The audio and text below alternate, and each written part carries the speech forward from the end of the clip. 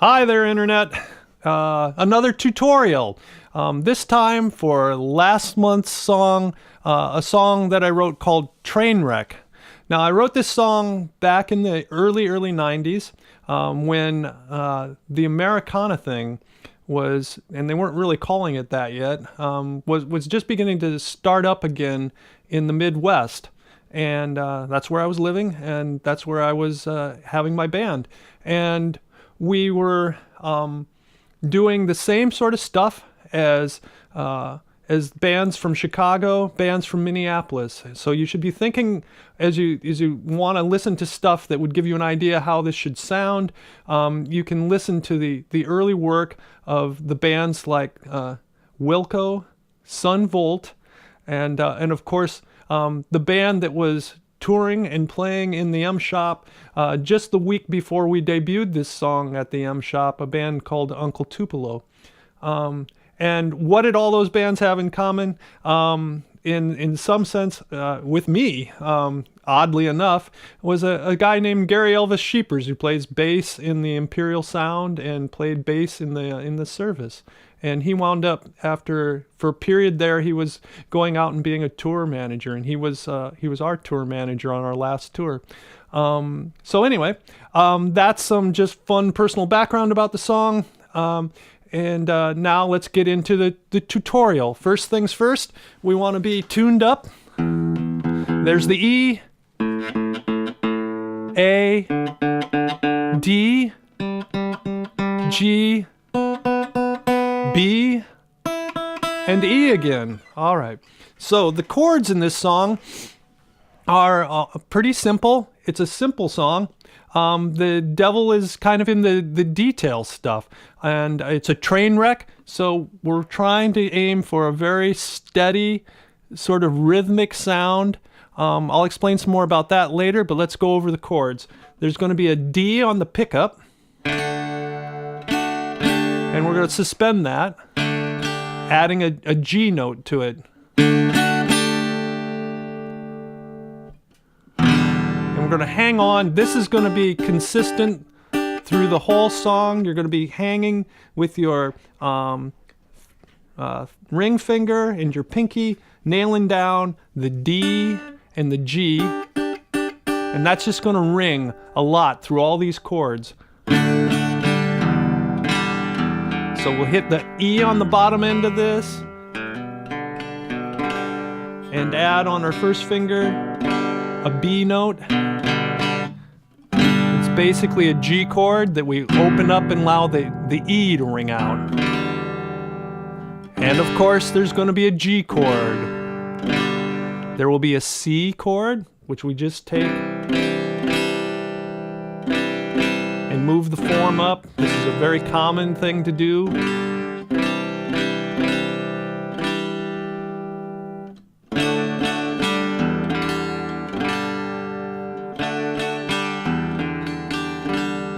So this E, G, D, suspended E. All right? So those are the chords. And there'll be a C on the chorus to the D, back to that E, and then you walk up to the G and walk up to the C.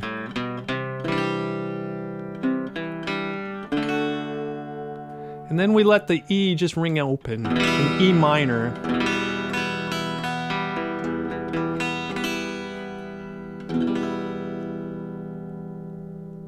And that's the majority of the chords in the song. Now I think we'll switch over to a close-up on the hand, and let's do just a quick pass-through on the song. I want to stress a couple of points on just playing the song and getting some of this detail stuff that makes it kind of pop for me. And I don't always do it. It's my song, and I still screw it up. But I'll try and convey to you some of the ideas I have in my head that I'm aiming for as I try and play this thing. So there's the pickup, 1, 2, and I want to set this sort of train pace here. So I'm just bouncing back and forth, left, right, kind of a slow march here. 3, 4, 1, 2, 3.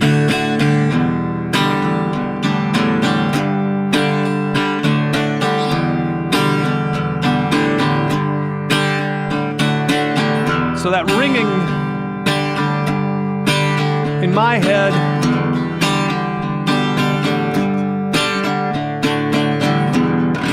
that's that clanging bell sound that I associate with the trains. So that's what that should have, that sort of just the tyranny of that sound there hanging on you.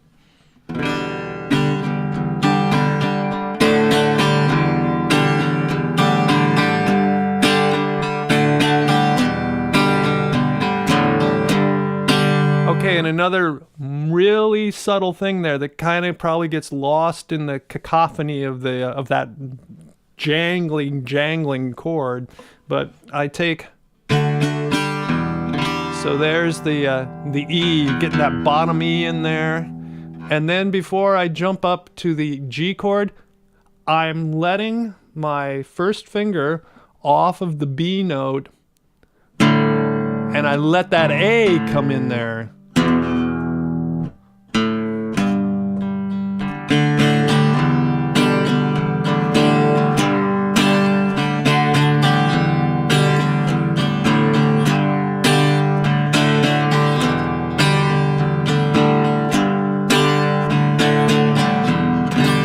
So you hear, and one of the things that occurred to me this morning as I was thinking through what I would share on this was just how you can, with your right hand, you can just be steady Eddie on this, and it'll sound actually kind of great. A lot of times I haven't always done that in the past, but I kind of like the way that turns out on this song.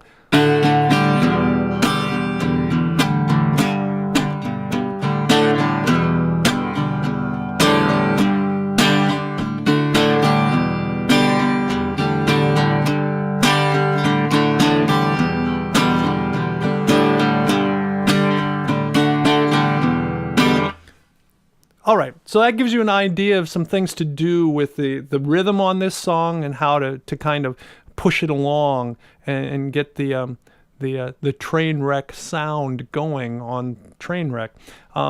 There's a fun lead part on this that I didn't do so well last month, and I'll show that now, and then we'll jump to the close-ups so you can see hand positions and get an idea of what's going on with it. So the lead part is patterned after a thing that the Hollies did.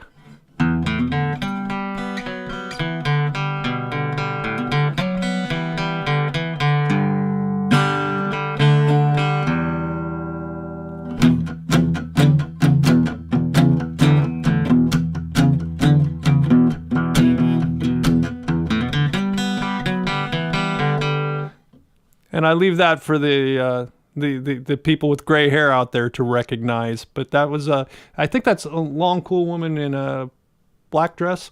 Anyway, and that's the way that song kicks off. And that's about as much of their thing that I'm duplicating. I go off on my own tangent, but that's where that inspiration came from. So that's was something we did in the original recording of this song. We actually had a fade in of a locomotive coming along and getting that Doppler shifted sound of a locomotive. And I started during that transition from a locomotive sound, we would come in with the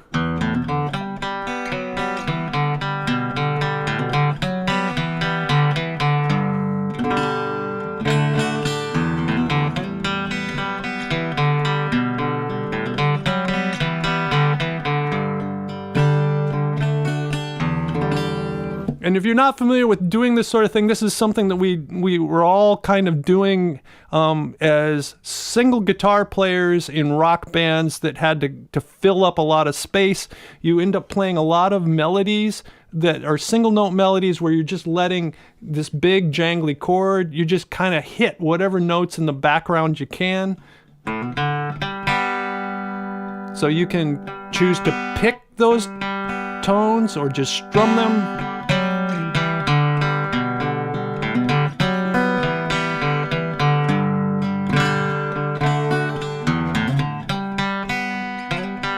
Lately I've been enjoying,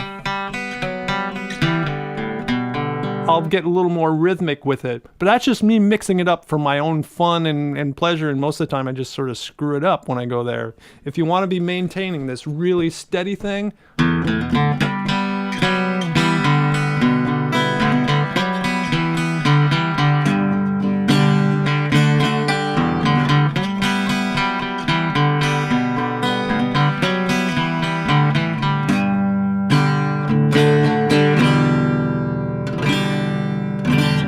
all right, I think it's time to move to the close-up. I can get awfully obsessive about this because I'm the composer and I'm awfully attached to this song. It's a good song, and I'm very very happy that somebody picked up on that and requested a tutorial on it. This is one of my better ones. Anyway, let's jump now to the close-up so you can see, get a better feel for what I'm doing with my left hand. Okay, so we're ready to begin again with moving through Trainwreck, and here you can see my my left hand. So like I said, we go 1, 2, 3, 4, 1, 2, 3.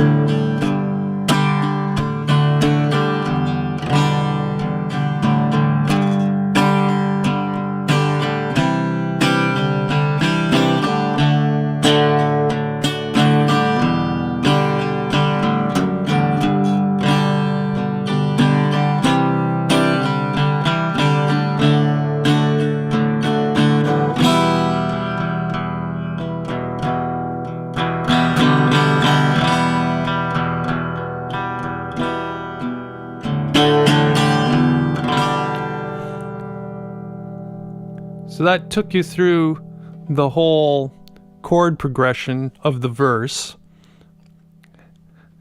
and the chorus. So little minor things to see that were happening there. Like I said, there's this business, and I tried to exaggerate it. So there's that A dropping down on the G.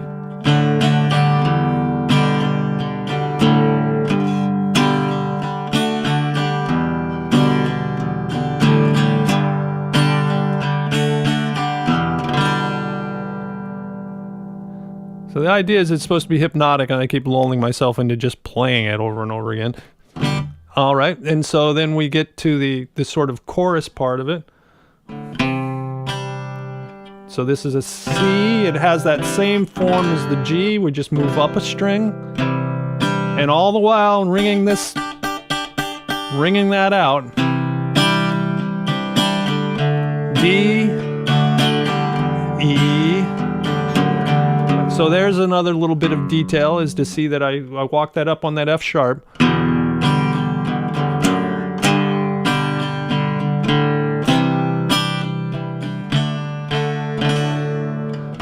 then when I get to the end of that, the verse and chorus, I'm going to let the E minor chord ring out.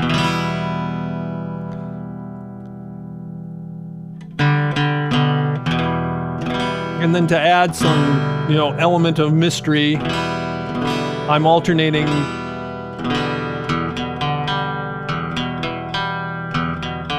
I'll pull off the second E there and allow a D to ring out on that.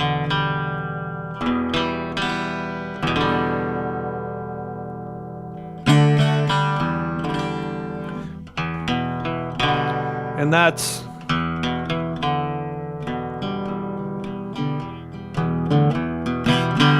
another Midwestern act, The Service. So anyway, I was stealing elements from them too, although they'd busted up by that time. Another connection to Gary Elvis. That's the main chords of the song. There is a break in the middle. That's going to be a C chord that I'm walking up.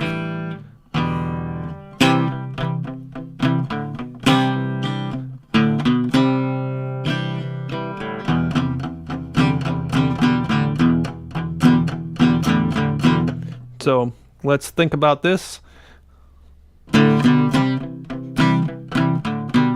So that's an A, B, C. As easy as 1, 2, 3.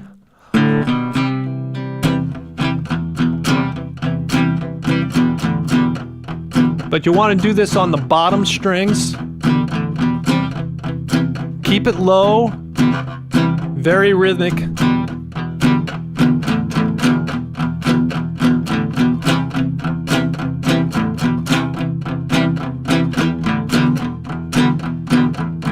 So I'm leaving that E note just open and ringing underneath all this. It's just to sound ominous.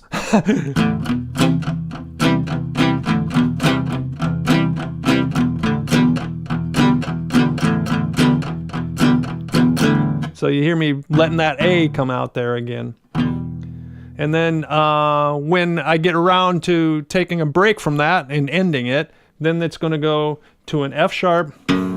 And you want to, and this guitar doesn't ring that out as well. This was one of the weaknesses of choosing this guitar for this, but it's okay. It does some of the other stuff better. Anyway, the F sharp.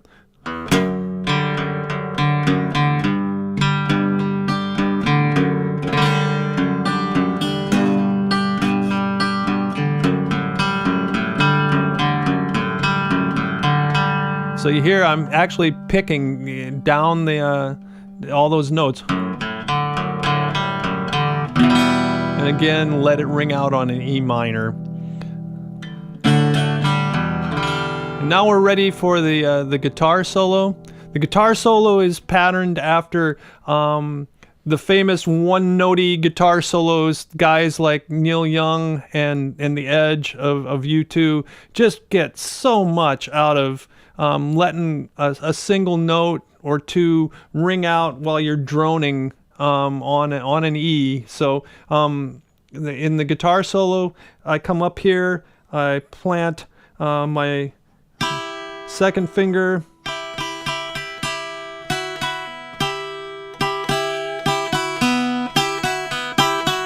and I'm letting that B just ring out too. It just